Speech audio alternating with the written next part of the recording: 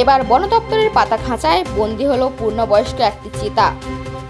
ডুয়ার্সের চুলসা চা বাগানের 10 নম্বর সেকশনে বন দপ্তরের তরফে বসানো হয়েছিল খাঁচা। মূলত ছাগলের টোপ দিয়ে পাতা হয়েছিল খাঁচা, আর সেই খাঁচাতেই বন্দী হলো চিতা। বাগান শ্রমিকদের অভিযোগ, বেশ কয়েকদিন থেকে তাদের এলাকায় বেশ কিছু চিতাবাঘ দাপিয়ে বেড়াচ্ছে, আর তাতেই আতঙ্ক দানা বেঁধেছে।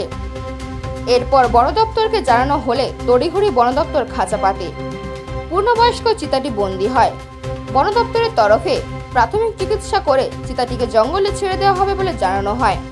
বন দপ্তরের এই কর্মকাণ্ডে কিছুটা হলেও স্বস্তির নিঃশ্বাস বাগান শ্রমিকদের।